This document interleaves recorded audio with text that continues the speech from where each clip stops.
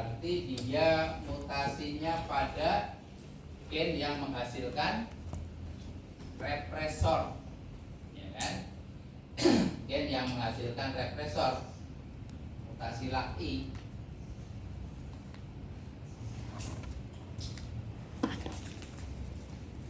Karena dia tidak menghasilkan protein represor, maka operonnya bebas, ya, tidak direpress.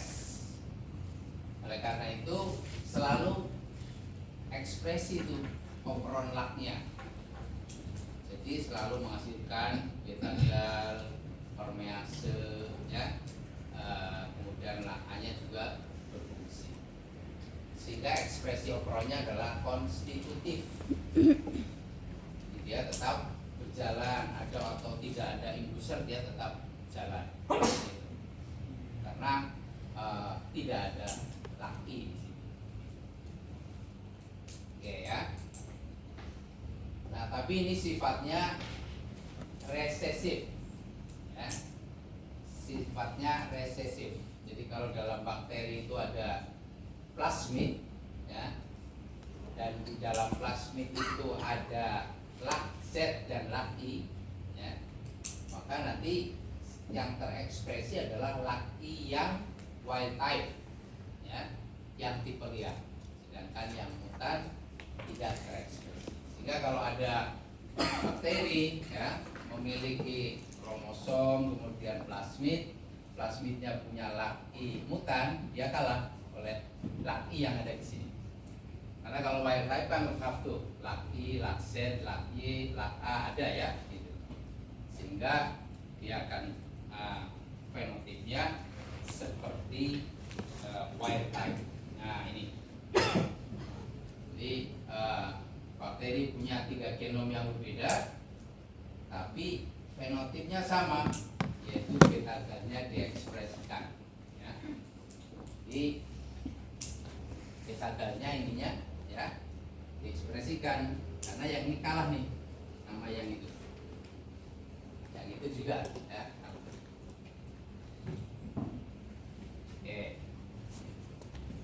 Kemudian mutasi yang lain adalah mutasi pada LAC-I tapi super repress, ya.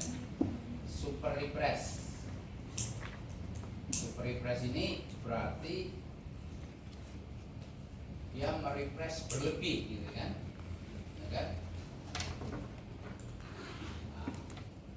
Operonnya bisa terekspresi kalau indusernya lebih banyak, gitu, ya.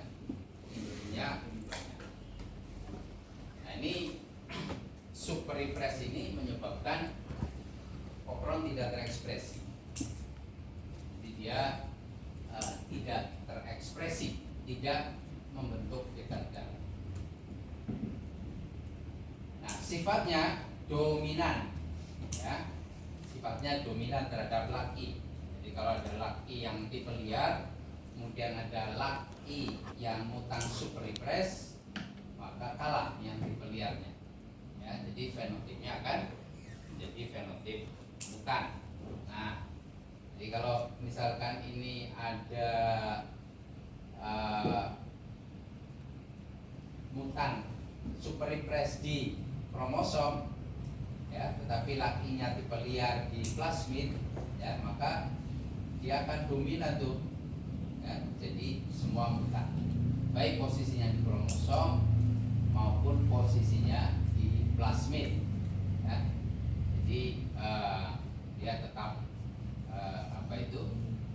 tetap mutan. Kalau LAC-I minus tadi itu kan tidak menghasilkan represor. Jadi kalau yang ini produknya ada, gitu, ya, dia produknya ada dan bisa berperan, bisa cis, bisa trans, ya. Jadi kalau ini yang dipengaruhi oleh LAC-Z berarti ini cis nih, ya. Jadi kalau ini di plasmid yang dipengaruhi ini berarti trans, ya. Beda kromosom, ini plasmid kromosom. Kalau ini dalam satu kromosom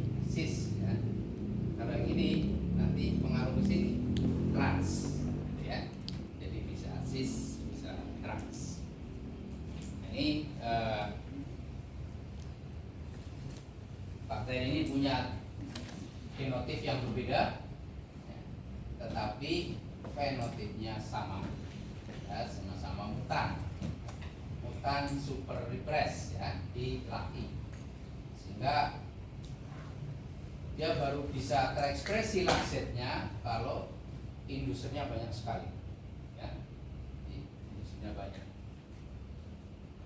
Kemudian yang berikutnya adalah lak D, lak dominan. Ya. Jadi ini kebalikan dari yang tadi ini.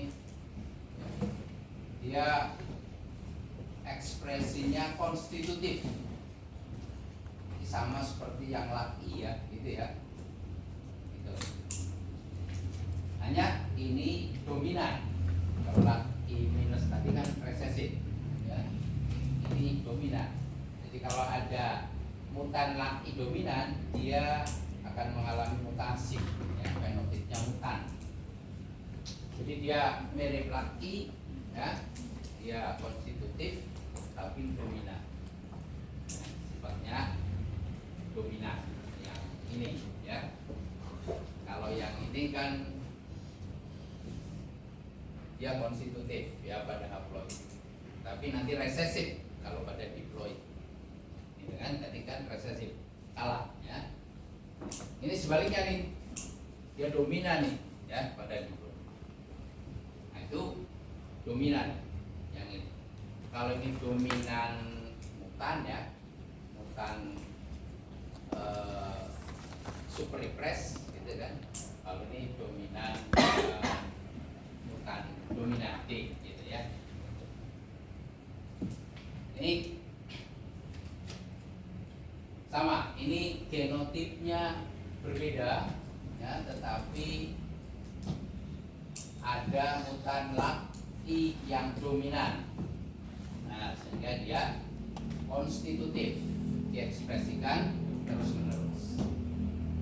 Jadi seperti kebalikan dengan super repress. Kalau super repress tidak terekspresi terus menerus, ya. Kalau ini terekspresi. Kalau super repress tidak terekspresi. Bisa terekspresi kalau indusernya banyak, ya. Oke. Selanjutnya adalah ini yang kemarin terakhir saya jelaskan. Kenapa ada lak I, ya, dan lak S, ya, super repress, ternyata mekanisme kerja seperti ini nih. Jadi kalau laki itu bisa bekerja kalau dia membentuk tetramer, ya. Jadi kalau dia membentuk tetramer, tetramer itu molekul, satu molekul tersusun atas 4 subunit, ya. Jadi ada 4 subunit ini tetramer. Ini tetramer nih, 1, 2, 3, 4. Ini juga tetramer nih, 1, 2, 3, 4, ya. Sekarang kalau ada di dalam bakteri itu ada lak D misalnya dan lak tipe liar, ya, maka hasilnya akan membentuk tetramer dominasi seperti ini, ya.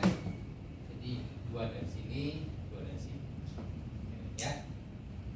Begitu juga yang ini sama, ya. Ini tetramer 1, 2, 3, 4. Ya, ini juga tetramer 1, 2, 3, 4. Kalau di sini ada lak super repress, lak tipe liar, membentuk satu molekul protein besar terdiri dari tetramer, 2 dari sini, 2 dari sini, ya. Ini hibrid. Sekarang apa bedanya? Ya, setiap protein punya ujung N, ujung C, ya. Satu molekul berbeda, di sini ujung N, di sini ujung C, ya. Jadi setiap asam amino kan ada NH2, gitu kan? Nah, itu ujung N. Asam amino juga punya ujung COOH sebelah sini, ya. Jadi kalau bergandengan N dengan COO ini menyatu menjadi ikatan peptida. Terus sampai ujungnya sini ujung COOH, yang sini ujung NH2. Makanya sini disebut ujung N, yang sini ujung C. Ya, protein itu ada ujung N, ada ujung C. Ya. Nah, ujung-ujung ini mengikat pada operator. Ya, ujung N, ujung C mengikat pada operator. Tapi bagian tengahnya ya itu mengikat pada inducer. Oke. Jadi bagian tengah yang ada di sini, di bagian tengah nih, bagian tengah ini mengikat inducer, kemampuan mengikat inducer. Oke. Jadi kalau dia mengikat inducer, ya, maka bisa terjadi ekspresi. Sekarang apa yang terjadi di lak super repress? Gitu kan? Pada lak super repress kehilangan kemampuan mengikat inducer. Jadi dia kehilangan kemampuan mengikat laktosa atau mengikat IBTC. Gak bisa mengikat dia.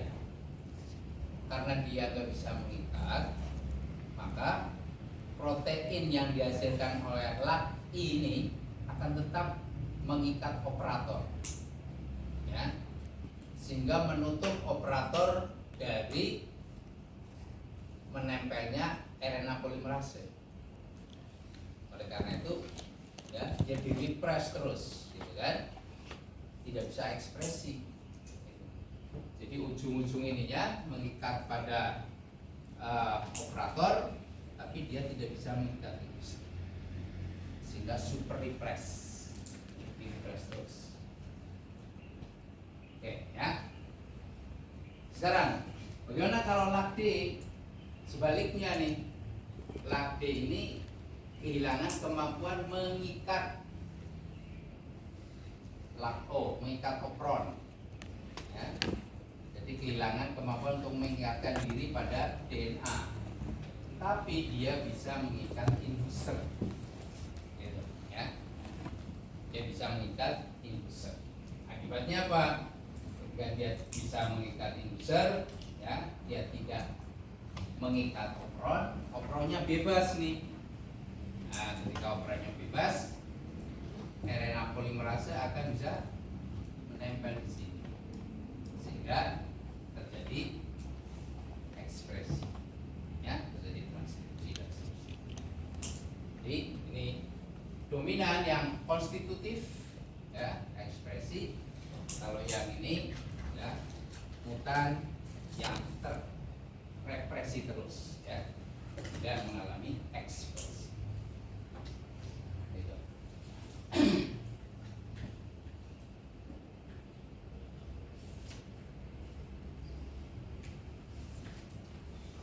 Ya, jadi ini ilustrasi dari posisi mutasi di molekul proteinnya, ya. Dan ini posisinya di posisi sekian dan sekian. Oke, sekarang mutan yang berikutnya, mutasi berikutnya pada lak O. Ya, apa lak O itu? Operator, ya. Karena ya di opron itu kan ada promotor, operator, dan gen itu sendiri, ya kan? Nah, sekarang mutasinya pada operator. Kalau tadi kan mutasinya pada laki, gitu kan? Pada lak Z, pada laki yang represornya. Nah, sekarang di operatornya, tempat menempelnya represor, mengalami mutasi.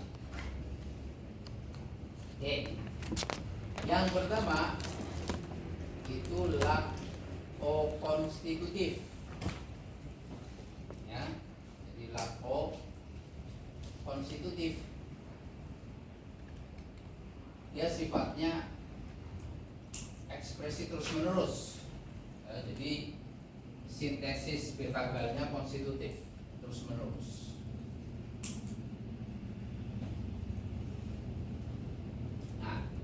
Tapi sifatnya cis dominan.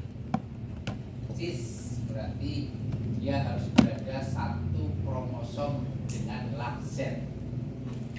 Ya, cis harus berada dalam satu kromosom dengan lakset. Gitu. Tidak bisa trans tuh, tidak bisa. Ini harus ada di situ. Makanya ini ada dua kasus. Ya.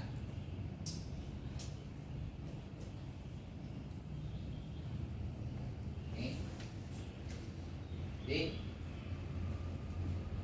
kalau yang ini bisa sintesis konstitutif nih. Ini kan laksetnya tipe liar, ya kan? Laksetnya tipe liar, lakonnya mutan. Nah, dan tipe liar dengan mutan satu kromosom kan, satu DNA kan. Nah, maka dia bekerja. Tapi yang ini laksetnya mutan, ya kan? Ini ada di sini. Kalau dia punya peran trans, dia bisa mengaruhi sini, ya. Tapi dia tidak trans, dia cis. Di cisnya di sini mutan, gitu ya. Jadi nggak bisa nih. Nah, baru bisa kalau ada induser yang bekerja untuk melepas di sini, ya, sehingga ini bisa terekspresi, gitu, ya.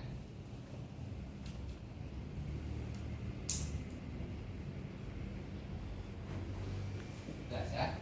Jadi sekali lagi dia cis dominan, artinya dia harus bekerja, ya, pada kromosom yang sama atau pada DNA yang sama dengan lakset yang tipe liar, ya kan? Nah, ini tipe liar nih, laksetnya tipe liar, ya, jadi sama bekerja jadi konstitutif. Tapi kalau laksetnya nggak tipe liar, dia nggak bisa nih, ya, dan tidak bisa trans ke sini, nggak bisa. Oleh karena itu supaya laksetnya terekspresi, ininya harus diinduksi, ya, jadi dia harus bekerja dengan induser, baru laksetnya terekspresi.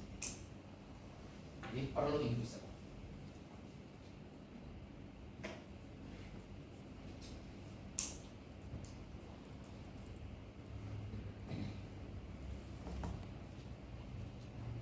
Oke.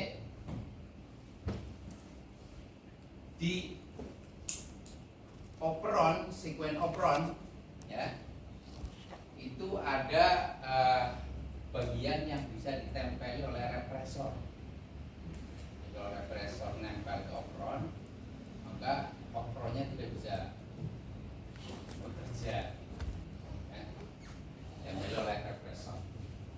Nah, posisinya operon dengan promotor itu berdekatan, ya, sehingga bisa saja represor ini posisinya atau situsnya tumpang tindih dengan situs RNA polimerase. Gitu. Nah, oleh karena itu sangat penting tuh represor ini, ya, bisa mengikat ke operator atau lepas, ya. Ini sangat berpengaruh terhadap menempelnya RNA polimerase, ya. Nah, jadi karena dia tumpang tindih, ini ada peran ganda nih dari operator laki. Jadi perannya yang pertama bisa self terinduksi, bisa tidak terinduksi, ya. Jadi kalau tidak terinduksi, ya, itu terjadi kalau nukleotida 1-21 dari operon itu berinteraksi dengan represor. Jadi nukleotida 1-21 berinteraksi dengan represor, maka dia laksetnya menjadi tidak terinduksi atau lak operonnya menjadi tidak terinduksi.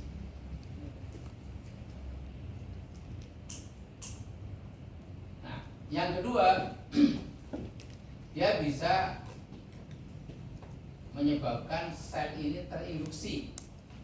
Nah, ketika terinduksi maka bisa menghasilkan apa yang disebut dengan leader sequence. Ya, leader sequence. Jadi nanti leader sequence ini kita juga bisa kenali pada saat membahas operon triptofan. Ya. Jadi dia punya sequence yang digunakan untuk menginduksi ekspresi.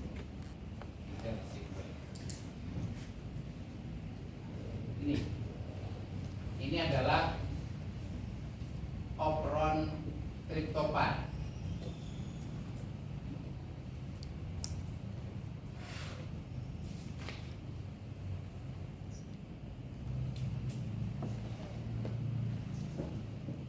Jadi ini peta gennya nih, ya.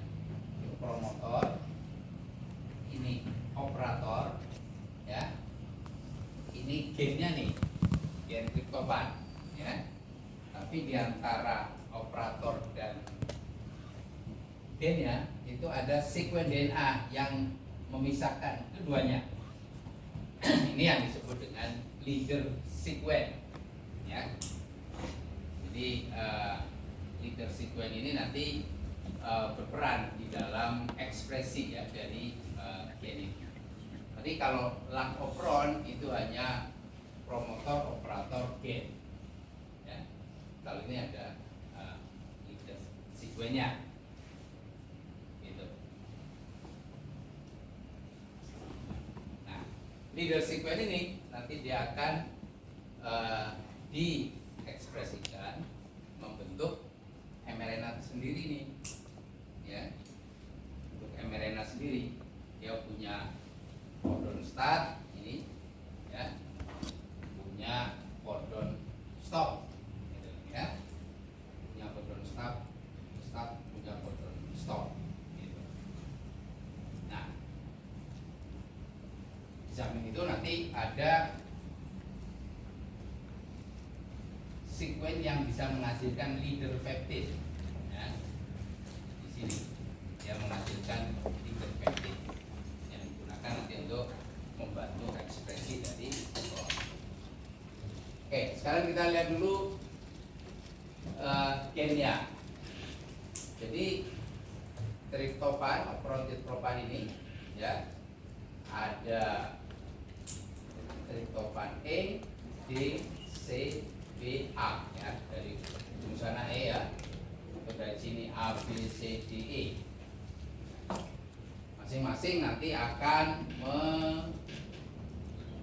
mengkode, ya, protein sendiri-sendiri.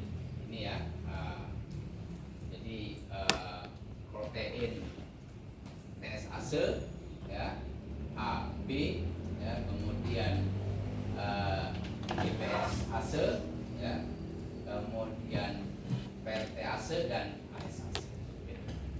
Jadi ini untuk mensintesis triptofan sintase, kan? Kemudian yang GPSase ini untuk mensintesis indol gliserol fosfatase, dan yang PRTase ini fosforibosil transferase, kemudian yang ini adalah antranilat sintase. Jadi yang mensintesis triptofannya yang ini nih, triptofan A, ya, yang ini sih, gitu. Tapi semuanya berkaitan, ya, dari sana sampai ujungnya menghasilkan asam amino triptofan. Okay. Jadi regulasi sintesis enzim yang terlibat di dalam sintesis triptofan. Jadi triptofan itu asam amino, ya, disintesis, ya. Jadi dia dari sini kan, ya, dari corismic acid untuk antranilic acid. Kemudian dia nanti membentuk fosforibosil antranilic acid, ya. Dan sini kemudian berpindah atau berubah menjadi CDRP, gitu kan? Nah, nanti dari CTRP membentuk serin. Nah, serin ya dengan indol nanti membentuk triptofan. Jadi gen A, B, C, D, E itu bekerja bersama-sama ya. Ujungnya nanti menghasilkan triptofan. Ya. Di bahan bakunya dari sini nih. Dari asam forismat. Ya. Asam forismat ada glutamin.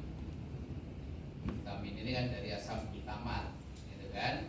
Asam glutamat kemudian berubah menjadi glutamin. Nah, nanti bergabung menjadi antranilik asid. Nah, seterusnya sampai ujungnya triptofan. Nah, setiap reaksi dikatalisatori oleh enzim. Enzimnya dikode oleh gen opron triptofan. Jadi opron triptofan memiliki 5 gen, masing-masing mengkode enzim yang bekerja untuk mensintesis triptofan. Beda dengan opron lak ya. Kalau opron lak produknya adalah beta-gal tadi, ya, dan protein M. Supaya dia bisa melewatkan laktosa. Jadi kalau beta-gal itu untuk metabolisme laktosa. Kalau yang ini untuk membuat triptofan. Ya, jadi untuk mensintesis triptofan. Oke. Sekarang tingkatan regulasinya. Tingkatan regulasi sintesis enzim ya yang terlibat dalam sintesis triptofan. Yang pertama ada regulasi ya karena feedback inhibition. Jadi penghambatan balik di produknya itu menghambat dari proses sintesis triptofan. Nah, jadi feedback inhibition. Ini tidak melibatkan gen, ya. Produk akhir yaitu tadi berupa triptofan yang ada di sini nih, ya, menghambat enzim yang paling awal tadi. Ya, kalau kita lihat balik, oke. Nah, ini produknya nih. Produk ini bisa menghambat kerja dari enzim antranilat sintase nih, ya. Jadi kerja dari enzim yang ini dihambat oleh triptofan. Itu feedback inhibition.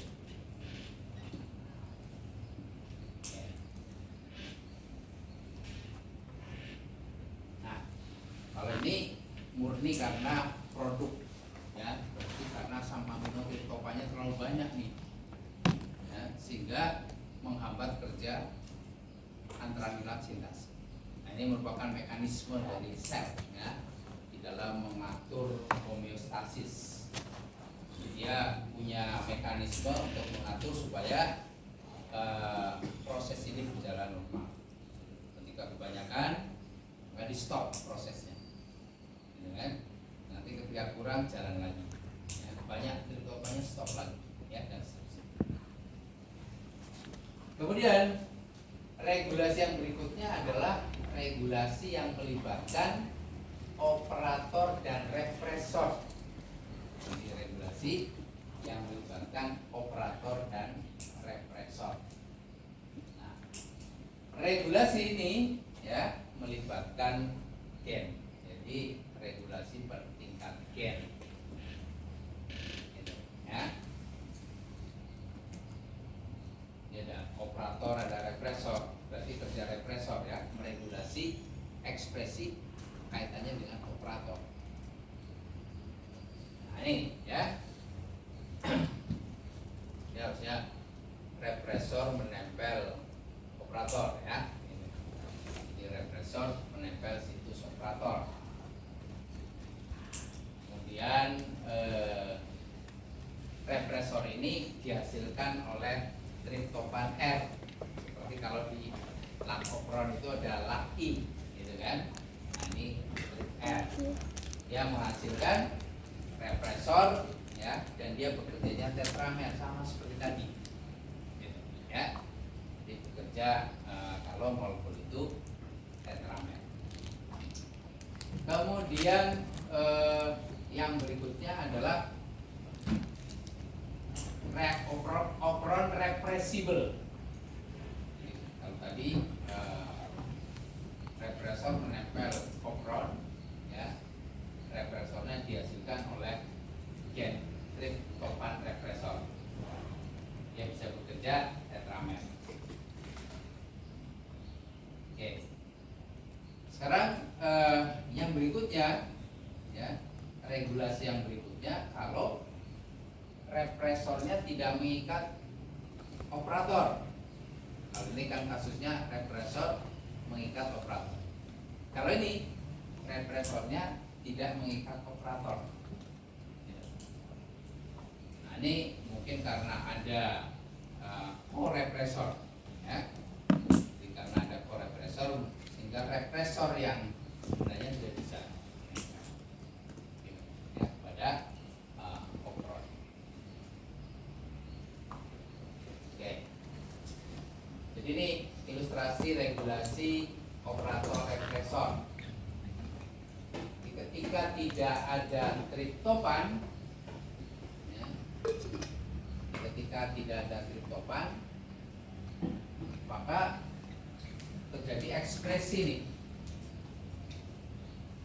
Jadi ekspresi gen-gen struktural dari triptofan. Nah, operatornya tidak diblok, gitu kan? Sehingga RNA polimerasenya bisa bekerja. Ini RNA polimerasenya bisa bekerja karena ini tidak memblok sana. Ya. Sekarang kalau ada triptofannya akan menyebabkan represor ini menempel sini nih, sehingga RNA polimerasenya tidak bekerja. Nah, tidak bekerja, ya, maka tidak ada ekspresi. Gitu, ya. Jadi dia blok, RNA polimerasenya tidak bisa nempel, sehingga tidak ada ekspresi. Ya. Jadi sama seperti opron. Jadi kalau ada represor tidak bekerja, gitu kan? Nah, tapi di sini, ya, yang menyebabkan represor bekerja itu justru triptofan. Ya. Beda kalau yang opron laktosanya menjadi inducer, ya kan? Kalau ini triptofannya justru bisa represor yang sama. Ya.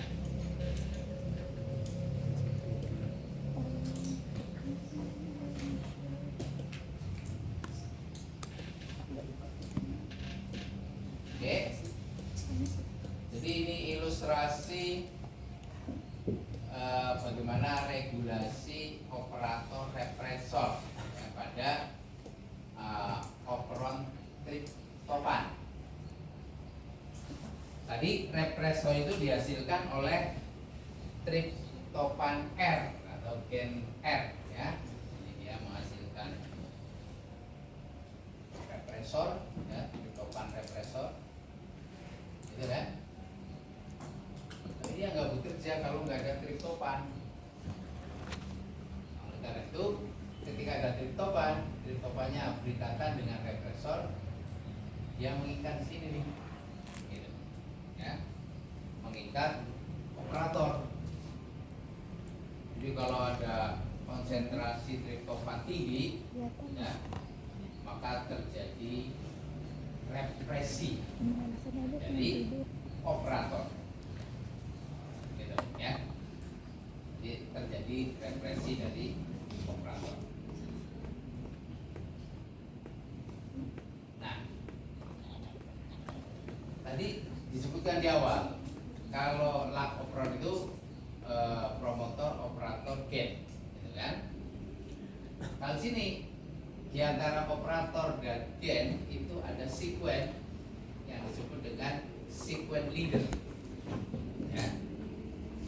Di triptofan leader.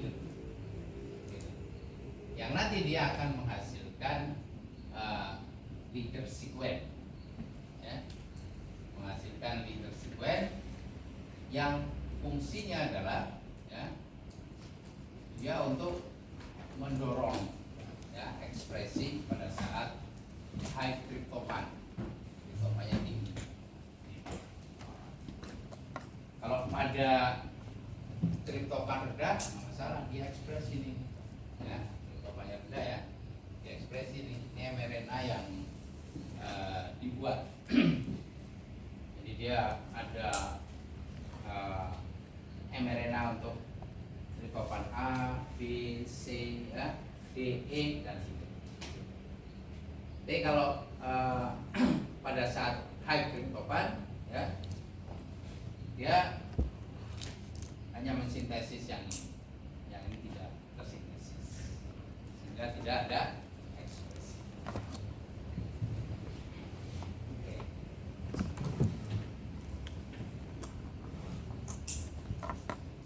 Ini tadi ilustrasi gennya, ya. Ada daerah control region, ada daerah gennya sendiri. Kemudian control region ini, ya, daerah pengendali ini, kalau itu di zoom ada promotor, operator, ya, dan ada daerah leader. Oke. Nah, nanti daerah leader ini dia bisa terekspresi menghasilkan mRNA, ya, menghasilkan mRNA, gitu kan? Sebagian dari mRNA nanti diekspresikan, ditranslasikan menjadi leader peptida, ya, dia menjadi leader peptida.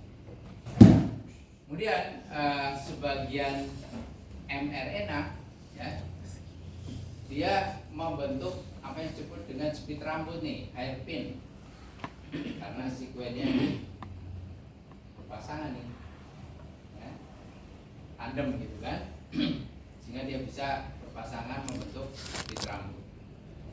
Nah, ketika dia membentuk speed rambut, dia berperan sebagai terminator ekspresi, ya, jadi berhenti tuh, proses translasinya berhenti di situ.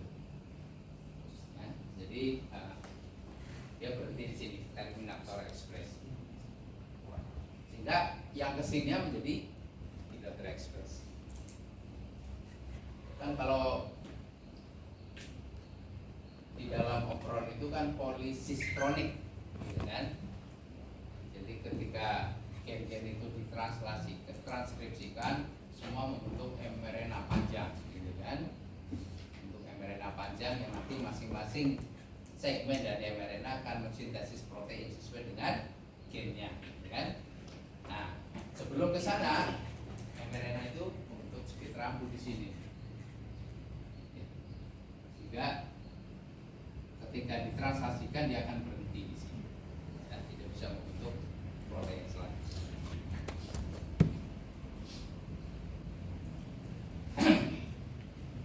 Oke. Sekarang leader dan atenuator, ya. Tadi kan ada promotor, operator, gitu kan. Kemudian leader, ya. Kemudian atenuator.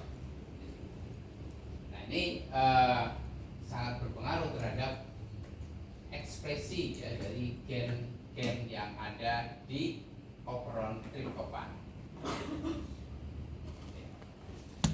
Jadi kalau tidak ada tryptophan, kan? Tidak ada tryptophan nih, leader ini dia akan ditranskripsikan. Selanjutnya, ya, akan memungkinkan RNA polimerase terus bekerja, ya. Jadi dia mentranskripsikan keseluruhan leader itu. Tapi kalau ada tryptophan, ya, transkripnya hanya di sini saja, ya. Yang kesininya tidak bisa bekerja karena tadi ditutup, ya, sehingga sehingga hanya ini saja yang bekerja. Yang di sini tidak bisa bekerja dari E, ya, D dan seterusnya sampai A, itu tidak bisa bekerja. Ini kan gen yang awal tadi ya, triptofan E gitu kan. Nah, ketika ada triptofan dan kesini tidak jalan, ya, dia hanya sampai.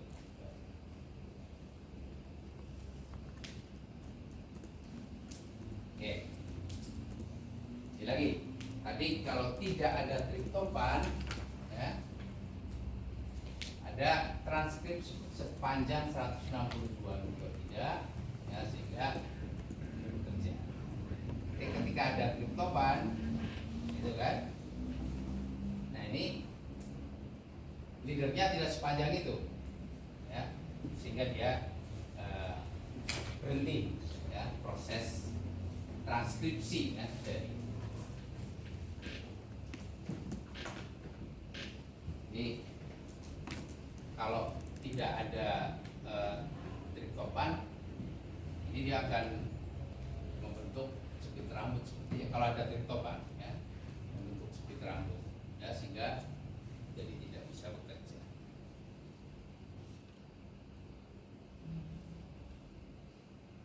Oke, jadi ada beberapa posisi, ya, sepit rambut yang menyebabkan dia tidak bisa bekerja untuk ekspresi, ya, dari gen triptofan.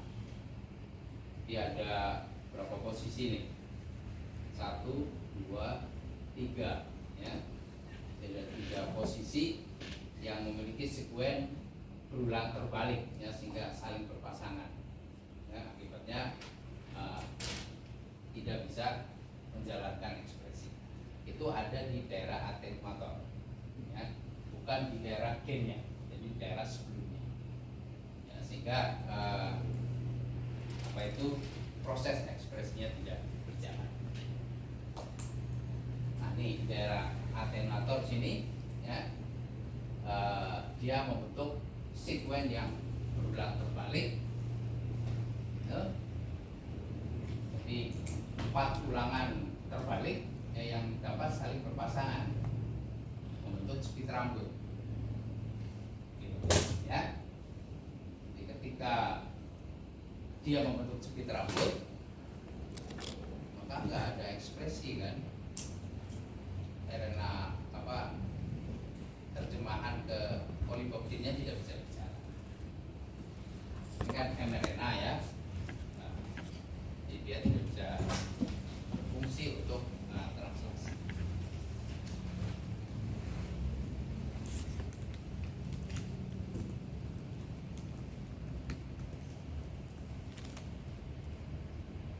Di translasinya berhenti itu, ya, nanti tidak bisa berlangsung.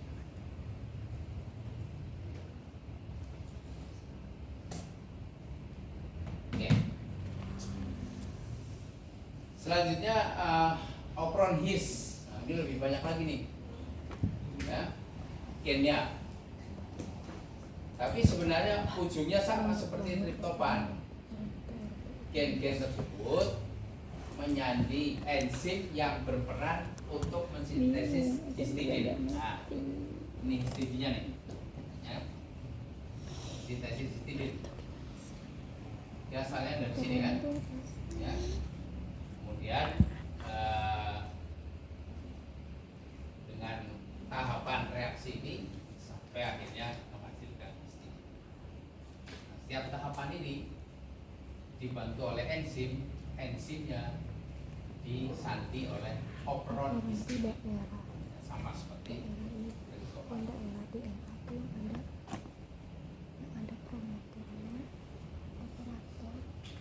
Kemudian lusin juga sama nih, ya. Jadi dalam satu opron banyak gen, gitu kan, banyak gen. Nah, kemudian dia menghasilkan enzim, ujungnya adalah sintesis histidin. Arginin, ya, arginin juga sama, ya, seperti tadi di opron ada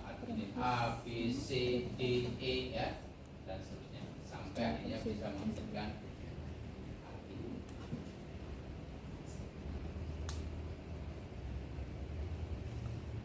Oke. Jadi semua ini adalah bakteri untuk mensintesis asam amino. Untuk apa asam aminonya? Nantinya asam amino yang dihasilkan untuk apa? Dari ini tadi untuk tryptophan, histidin, arginin, leucin dan seterusnya. Untuk membentuk protein, ya kan? Untuk membentuk protein dalam proses translasi, ya.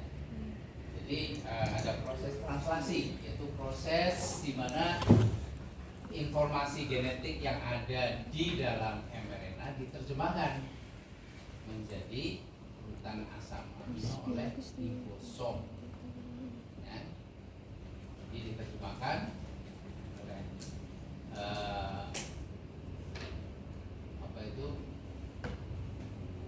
dalam proses translasi ya menjadi urutan asam amino oleh ribosom untuk membentuk protein. Berarti asam aminonya harus ada dulu. Ya, tadi asam aminonya disintesis melalui aktivitas operon. Ya, ada operon tryptophan, histidin, ya, ini dan seterusnya. Itu untuk menghasilkan asam amino yang digunakan untuk membuat protein. Nah, berbeda dengan eukariot, kalau pada prokariot proses translasi berlangsung simultan dengan transkripsi. Ya, dia berlangsung secara simultan dengan transkripsi karena sama-sama di sitoplasma. Jadi dia ditranskripsi langsung ditranslasi berada di dalam sitoplasma. Jadi tidak dipisahkan oleh ruangan, tidak dipisahkan oleh waktu. Ya. Kalau di eukariot kan transkripsi di sel, kemudian mRNA-nya dipindah ke sitoplasma, baru dibuat protein di dalam sitoplasma. Tapi kalau di prokariot karena tidak ada inti sel, dua-duanya berlangsung di sitoplasma, ya, dan berlangsung secara simultan. Nah, prosesnya ada 3 tahap, yaitu tahap inisiasi, tahap elongasi, dan tahap terminasi. Ya, jadi ada 3 tahap nih. Tahap inisiasi, tahap elongasi, ya, tahap terminasi. Sekarang tahap inisiasi apa saja yang terlibat? Pertama, jelas mRNA harus ada, ya. Jadi harus ada mRNA-nya. Gitu. Nah, mRNA itu kan dari hasil transkripsi tadi. Nah, regulasi di mRNA-nya tadi bisa karena inducer, karena represor, gitu kan? Yang tadi. Kemudian yang berikutnya ada ribosom. Ya, ada ribosom. Ada 2 subunit ribosom, yaitu 35S dan 50S. S itu adalah ukuran sedimentasi. Jadi ukuran molekul ribosom, ya, itu satuannya adalah S, ya, sedimentasi. Jadi ketika di spin dengan sentrifuge, berapa kecepatan dia. Ya. Kemudian ada faktor inisiasi. Faktor inisiasi atau disebut dengan IF. Ada IF 1, 2, dan 3. Oke. Kemudian yang berikutnya adalah formil metionin tRNA. Jadi ada tRNA yang membawa metionin. Metionin itu adalah asam amino yang dikode oleh AUG. AUG itu codon start. Jadi ada codon start yang memulai proses translasi. inisiator spesifik pada prokariot, yaitu formil metonin terena. Oke. Sekarang bagaimana prosesnya? Prosesnya pertama, initiation factor berikatan dengan subunit 30S. Ya. Jadi dia berikatan dengan subunit 30S. Nah, IF3 ini kenapa dia berikatan dengan 30S ya? Supaya nanti 50S tidak berikatan secara prematur dengan mRNA gitu. Karena nanti dia tugasnya berikutnya. Jadi pertama 30S, nah, kemudian 30S ini akan berikatan dengan mRNA pada situs khusus. Situs khususnya namanya Saint-Dalgarno sequence ya. Jadi di situs Saint-Dalgarno sequence ini 30S mengikatkan diri ya, setelah dia berikatan dengan IF3. Nah, dia berikatan di situ untuk memastikan AUG ini ya berada pada posisi yang tepat.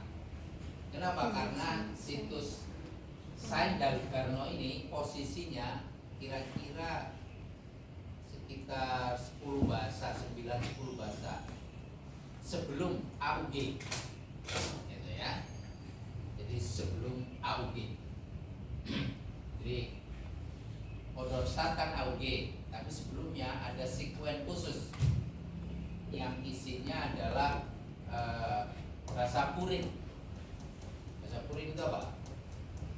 A dan G ya, adenosin dan guanosin. Jadi AG. Jadi ada AGG, AGG ya. Saint-Dalgarno ini sekitar 4 sampai 9 ya, nukleotida dari purin gitu. Posisinya sekitar 10 sebelum AUG. Nah, dia tempat menempelnya 30S. Nah, setelah 30S menempel di daerah Saint-Dalgarno ya, maka kemudian tadi formil methionine tRNA itu kan punya antikodon gitu kan. Karena dia metionin berarti antikodonnya adalah yang mengenali AUG. Nah, makanya kemudian menempel di AUG. Nah, ini difasilitasi oleh faktor inisiasi 2 dan GTP. Oke. Setelah 30S kompleks dengan Saint-Dalgarno, kemudian tRNA nempel dengan AUG ya, maka berikutnya adalah 50S bergabung gitu ya. Dia bergabung, ketika dia bergabung semua F lepas ya, kemudian membentuk kompleks antara 50S dan 30S ya, kompleks ribosom dengan mRNA. Kemudian setelah itu dilanjutkan dengan tahap selanjutnya, yaitu tahap elongasi. Nah, ini Saint-Dalgarno atau SD sequence ini adalah elemen penting dalam inisiasi translasi pada prokariot ya. Nah, ini berfungsi untuk memastikan ribosom mengenali dan mengikat posisi tepat pada mRNA sebelum sintesis protein ya. Jadi untuk memastikan bahwa startnya benar gitu, ya. Nah, jadi cirinya dia berupa urutan nukleotida ya, berarti ada di dalam mRNA terdiri dari 4 sampai 9 basa purin ya, A dan D itu purin ya. Kalau T dan C itu pirimidin ya, purin pirimidin. Nah, urutan konsensusnya seperti itu tuh. Jadi AGG AGG. Nah, ini konsensus dari Saint-Dalgarno. Ini tadi 30S mengikat di sini nih ya, di Saint-Dalgarno. Jadi lokasinya upstream dari codon start ya, sekitar 6 sampai 10 nukleotida. Jadi sebelum AUG dia ada di sini ya. Nah, di dia punya fungsi berpasangan secara komplementer dengan urutan 16S RNA. Jadi di dalam 30S ya, itu ada ribosomal RNA. Ya, di dalam 30S. Kalau 30S ini kan protein ini, ya. Nah, itu di situ nanti ada bagian rRNA 16S. Nah, dia Sain Dalgarno ini nanti 30S-nya ini yang menempel ke ini ya, karena pasangan dengan ini ya, RNA, sehingga mengarahkan posisi ribosom ya, kepada kodon AUG gitu. Tepat pada situs P. Jadi nanti di dalam sintesis protein itu ada situs P, ada situs A, tempat menempelnya tRNA gitu ya. Pertama di situs P nempel, sudah pindah ke situs A. Jadi pertama situs P ya. Nah, untuk memulai translasi. Oke. Jadi mekanisme kerja dari penempelan 30S pada Sain Dalgarno ini. Jadi 30S bersama faktor transkripsi F3 dan metionin berikatan dengan mRNA ya pada situs yang ini gitu. Jadi Sain Dalgarno-nya berikatan dengan 16R RNA ya. Jadi dia punya urutan lawannya dari Sain Dalgarno. Tadi kan ada AGG ya. Maka dia lawannya UCC. Ini bisa pasang gitu. Nah, dengan cara seperti itu dia stabil tuh, mengikatkan diri stabil di situ. Ya, stabilkan posisi ribosom pada mRNA. Nah, selain itu juga membantu mencocokkan AUG, memastikan bahwa di situ ada AUG. Oke. Nah, jadi peran dari Sain Dalgarno ini menentukan seberapa ikatan ribosom dengan mRNA ya, sehingga mempengaruhi efisiensi translasi. Gitu. Jadi karena ada ini, jadi mungkin kan ribosom 30S itu mengikatnya pada mRNA. Oke. Jadi kalau ada mutasi di daerah ini, nah, ini akan berpengaruh terhadap translasi. Nah, jadi mutasi pada sekuen AGG tadi itu akan berpengaruh. Oke. Nah, di prokariot setiap ORF itu adalah open reading frame. Jadi daerah yang nanti akan disintesis protein. Ya, itu dia punya SD sequence sendiri. Karena ketika mensintesis protein kan perlu daerah SD untuk menempel 30S, kan? Supaya ribosom ini bisa menempel ke situ dan translasi bisa berjalan. Nah, ini ilustrasi Sain Dalgarno ya.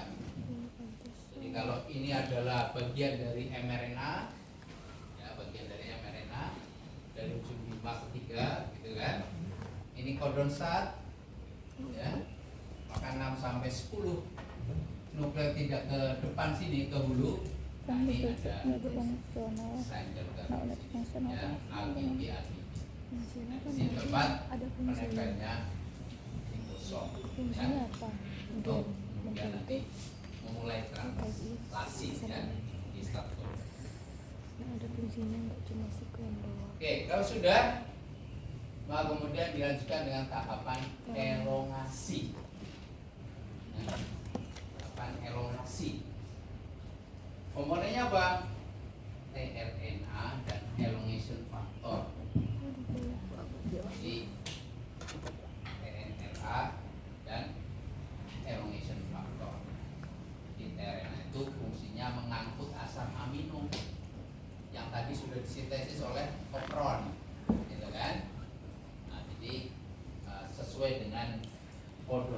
gitu ya. Setiap tRNA akan membawa spesifik asam amino.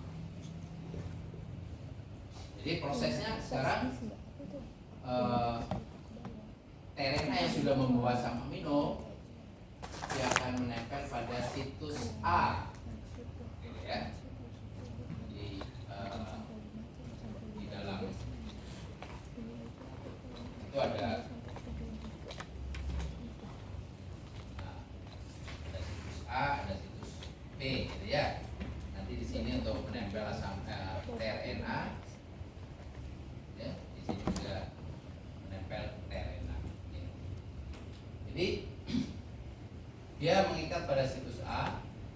Nah, ini difasilitasi oleh elongation factor TU ya.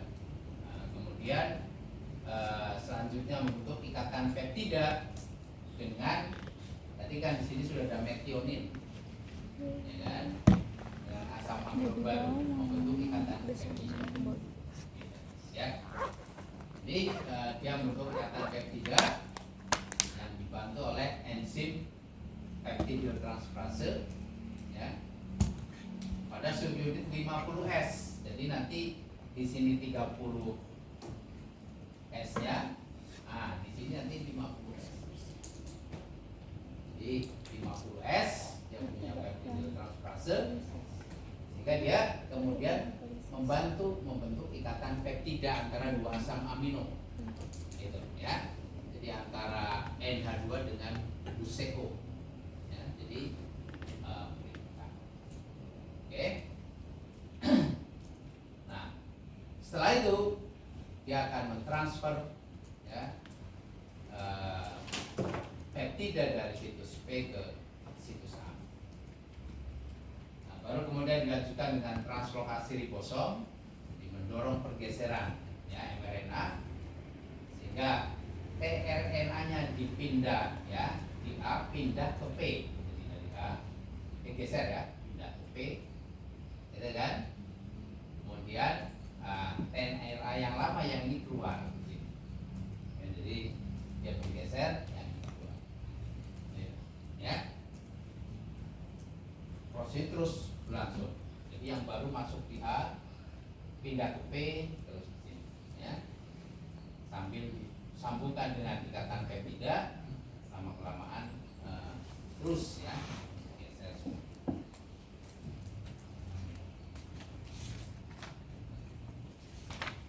Kemudian selanjutnya tahap terminasi. Nah, terminasi itu kalau ketemu kodon salah satu dari ini UAA, UAG, UGA. Ya, jadi ketika situs A-nya ketemu dengan kodon salah satu dari tiga ini, maka terjadi terminasi. Untuk terminasi dibantu oleh release faktor RF, release faktor. Proses tadi. Jadi release faktor ini mengenali kodon stop, kemudian menghidrolisis ikatan antara rantai peptida dengan tRNA. Jadi hidrolisis potongan ya rantai peptida dengan tRNA. Gitu. Nah, ini dibantu oleh RF3 ya sehingga lepas dan ribosomnya mengalami disosiasi. Selanjutnya subunitnya ribosom terpisah antara 50 dan 30 terpisah ya yang siap untuk siklus terminasi. Jadi ketika ketemu kodon stop ya UAA,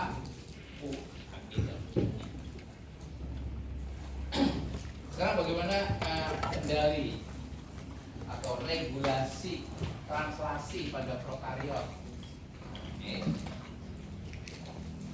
Regulasi translasi pada prokariot bisa disebabkan beberapa hal.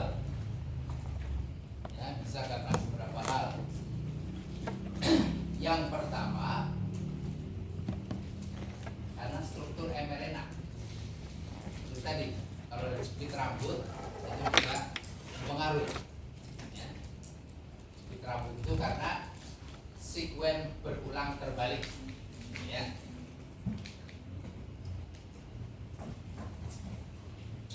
Jadi adanya hairpin loop atau stem loop, ya, jadi struktur hairpin. Nah ini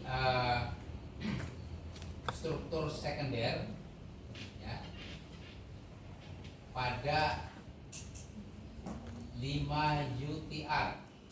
UTR itu untranslated region, ya. Untranslated region.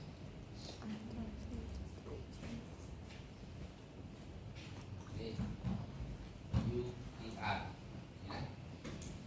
Ini ujung 5, ini ujung 3 nih. Ini AUG. Yang ini codon stop, misalnya apa? Ini daerah ini. Nah, ini tidak dibuat protein, ya kan? Daerah ini juga tidak dibuat protein. Yang dibuat protein daerah ini. Ya, ini kan translasi di sini. Tadi dimulai dari AUG kan? Stopnya di UAA misalnya. Nah ini tidak ditranslasi, inilah UTR, ya, untranslated region, gitu, ya. Jadi kalau ada untranslated region ini membentuk struktur jepit rambut, nah misalnya struktur ini membentuk itu jepit rambut, ya, maka dia akan menghalangi akses ribosom ke Sain Dalgarno. Jadi kalau misalnya ini AUG, kemudian di sini ada Sain Dalgarno di sini, ya, maka ribosomnya akan terhalangi, ya, oleh struktur jepit rambut, sehingga tidak bisa terjadi translasi. Ini contohnya termosensor, ya, pada sumber struktur hairpin terbentuk dan menutupi Sain Dalgarno ini, menutupi ini SD dan AUG, ya. Baik, ketika suhunya tinggi maka dia terbuka strukturnya. Suhu rendah, frost gitu, dia tertutup. Suhu tinggi dia terbuka. Ketika terbuka, translasi aktif, ya. Nah, ini karena hairpin, ya. Kemudian karena riboswitch, ya, riboswitch. Ini kenapa? Karena elemen RNA berubah konformasi, ya, ketika dia mengikat suatu molekul kecil, ligan, ya, suatu ligan berikatan dengan RNA bisa juga berpengaruh terhadap translasi. Kenapa? Karena ikatan ini bisa menyebabkan penutupan SD, ya, penutupan Sain Dalgarno. Jadi jika dia mengikat bisa juga menutupi. Akibatnya dia tidak bisa bekerja, gitu, ya. Oke. Kemudian yang berikutnya regulasi ini karena adanya protein regulator, ya, protein regulator. Jadi kalau tadi karena struktur mRNA, kalau yang sekarang karena adanya regulator protein, ya. Misalkan apa? Represor translasi, ya, ada represor translasi. Ternyata represor itu dia hanya pada operator, ya, gitu, ya, tapi juga pada translasi. Yaitu apa? Protein ini mengikat daerah UTR nih di sini, daerah 5 UTR, gitu kan? Ada protein yang mengikat sehingga menghambat akses ribosom terhadap Sain Dalgarno ini. Ya. Ini menghambat pengikatan 30S, ya, di daerah Sain Dalgarno. Nah, ini contohnya represor proteinnya adalah S15 yang menempel pada daerah operon ribosomal, ya. Kemudian dia bisa mengikat mRNA, ya, sebagai feedback inhibisi. Jika dia mengikat, maka akan terhambat translasi. Oke.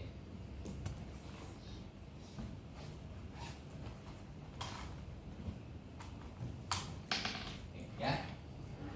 Kalau yang ini represor menghambat translasi, ada juga anti terminasi. Ya. Jadi beberapa protein regulator justru menjaga agar struktur RNA terus ya memungkinkan dia translasi. Jadi tidak membentuk terminator. Salah satu cara membentuk terminator yaitu tadi membentuk speed rambut. Ya, itu menyebabkan terminator berhenti.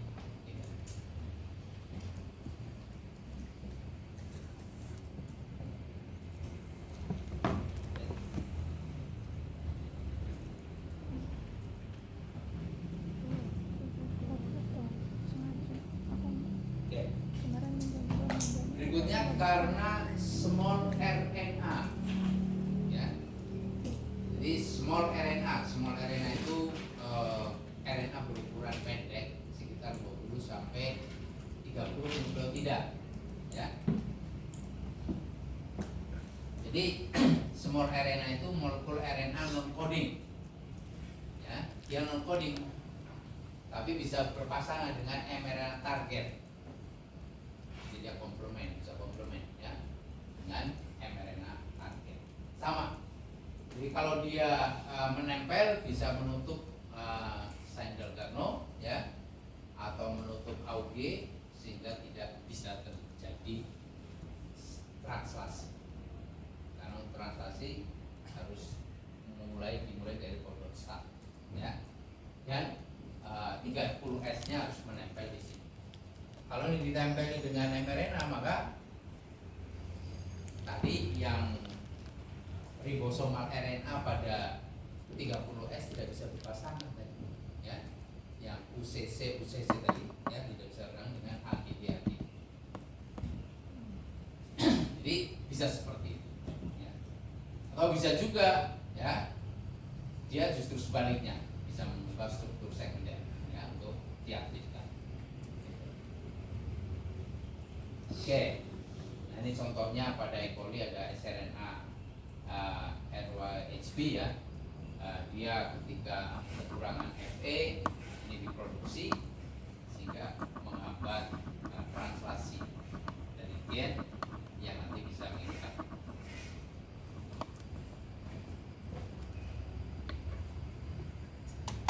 Kemudian yang berikutnya karena feedback regulation. Karena feedback inhibition atau feedback regulation dari produknya. Nah, ini bisa karena autoregulasi ya oleh protein yang dihasilkan. Di protein yang dihasilkan justru berikatan dengan mRNA sendiri, ya, supaya apa? Laju translasinya menurun. Ya, nah, ini memang mekanisme internal ya. Jadi kalau ada feedback inhibisi biasanya mekanisme internal untuk mengendalikan proses yang ada di dalam. Jadi kalau produknya sudah berlebih ya dan bisa jadi produk itu menyebabkan racun bagi sel ya, maka ada proses feedback inhibisi. Ada feedback maka proses translasi.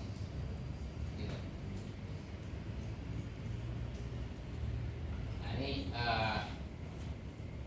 contohnya beberapa protein ribosom ya, S8, L4, L10 ya dalam okron ribosom.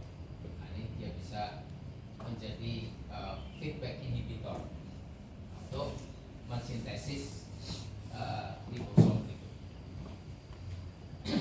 Kemudian yang berikutnya karena kondisi lingkungan ya, suhu, pH, hara, ya, stres oksidatif, ini juga bisa berpengaruh terhadap regulasi translasi, misalnya melalui perubahan konformasi RNA.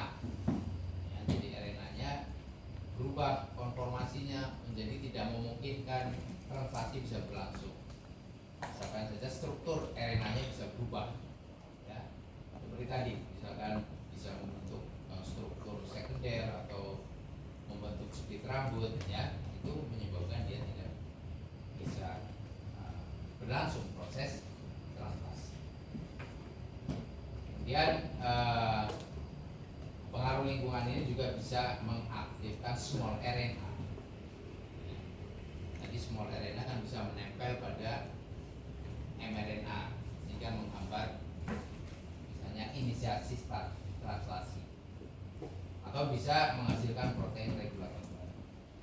Ini kondisi lingkungan juga berpengaruh terhadap regulasi translasi ya, di dalam program.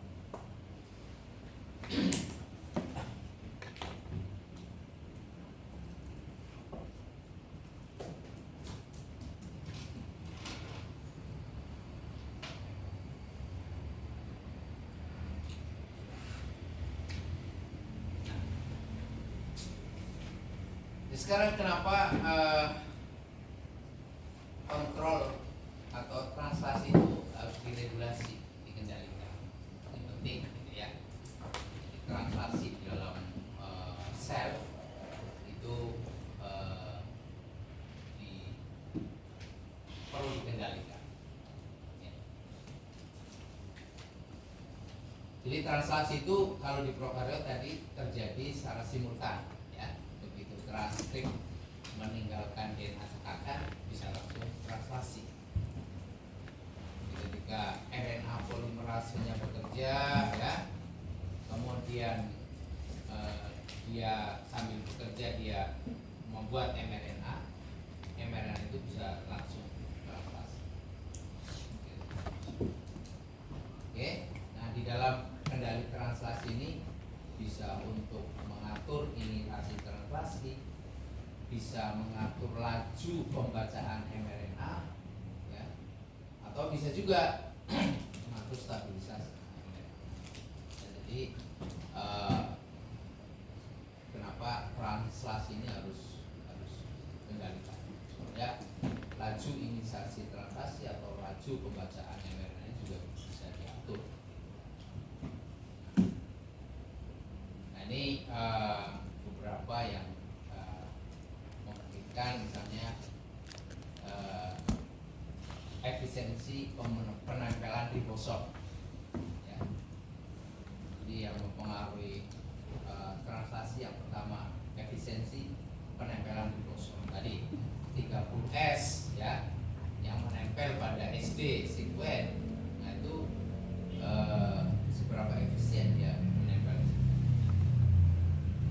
Dia menempel completely ya, misalkan tadi rRNA-nya benar-benar langsung berpasangan dengan AGG gitu, maka dia secara efektif menempel, maka proses translasi itu akan berjalan dengan baik.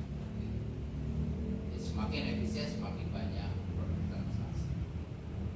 Kemudian penggunaan kodon. Kodon sinonim, ya. Kodon sinonim. Jadi kodon sinonim itu adalah kodon yang berbeda tapi menghasilkan asam amino yang sama. Ya. Kan kodon jumlahnya ada berapa? Ada 64. Ya. Asam aminonya ada berapa? 20. Ya. Karena asam amino 20, kombinasi kodonnya ada 64, gitu kan? Maka beberapa kodon menyandi asam amino yang sama. Itu disebut dengan kodon sinonim.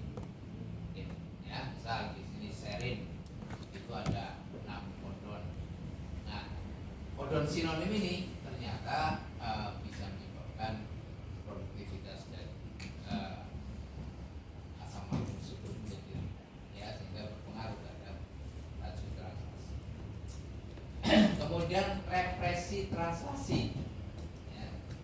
Jadi ada protein subunit besar ribosom ya, R11. Nah ini bisa menjadi represor dari translasi. Nah, jika ini tidak ada, translasi berjalan terus tapi juga overproduksi bisa berhenti. Ini beberapa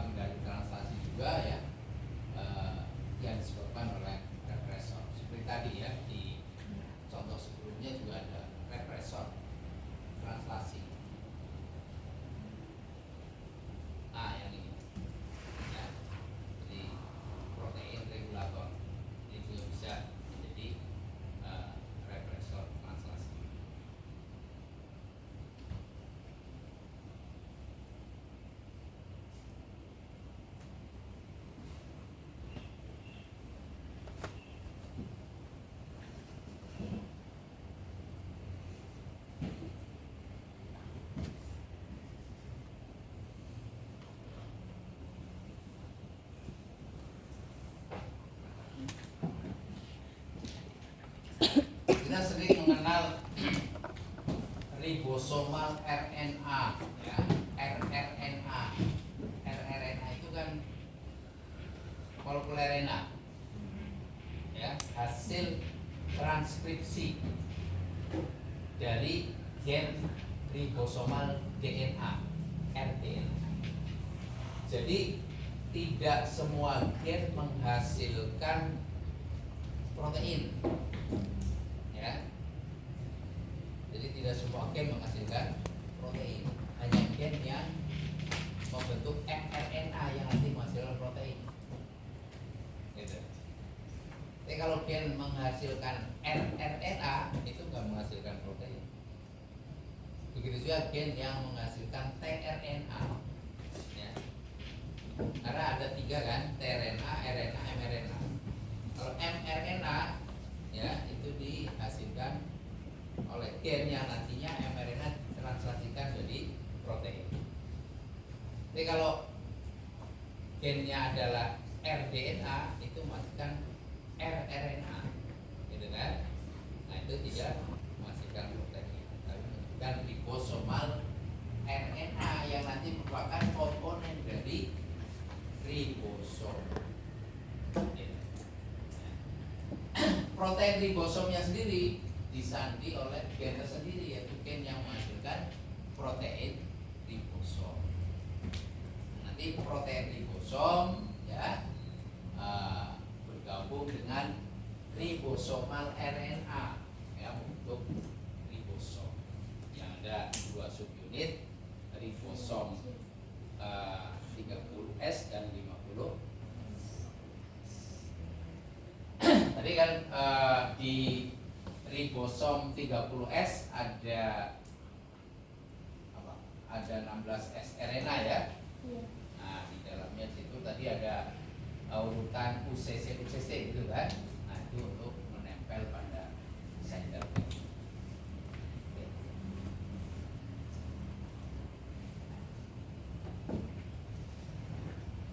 Jadi pada E. coli contohnya itu ada 52 protein ribosom, ya, R protein disandi oleh 52 gen, ya.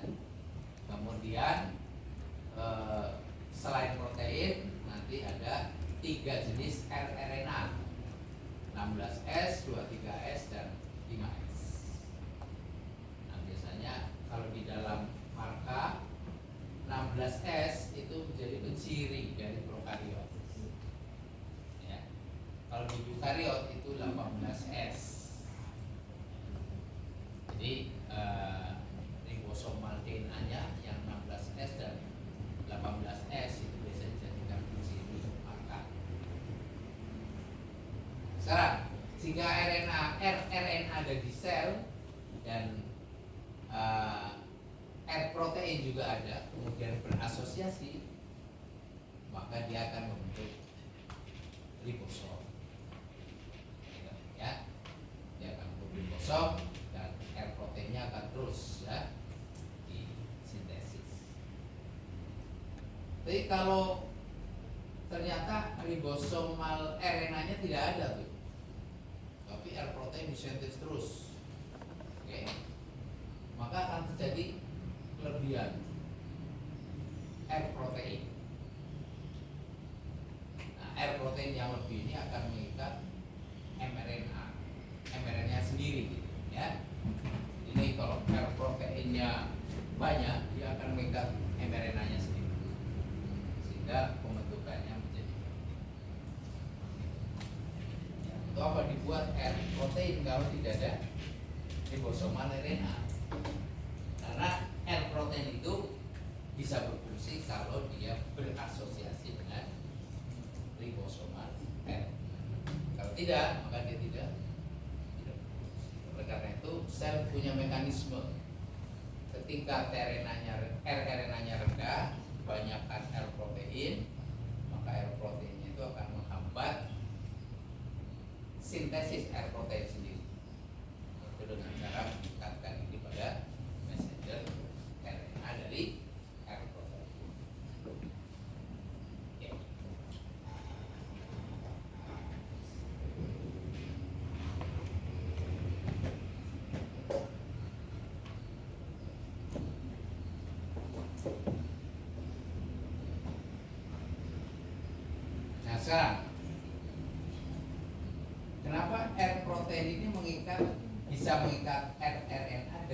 bisa mengikat mRNA. Ya. Kenapa? R proteinnya bisa mengikat RNA dan mRNA. Nah, ternyata ada kesamaan struktural ya antara situs penempelan R protein pada rRNA dan mRNA. Jadi hampir sama, ada situs yang kemiripan gitu ya. Misalnya sekuen nukleotidanya sama atau struktur sekundernya sama, ya, sehingga bisa mengikat ke mRNA, bisa mengikat ke rRNA. Ya, tetapi R protein lebih kuat mengikatnya kepada rRNA. Karena apa? Untuk membentuk ribosom.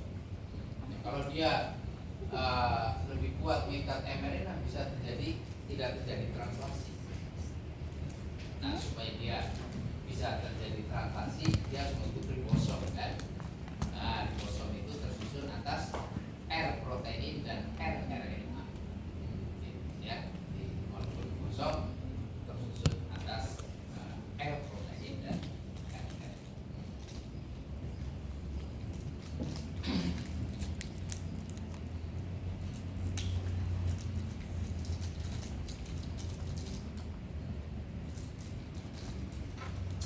Oke, jadi saya kira itu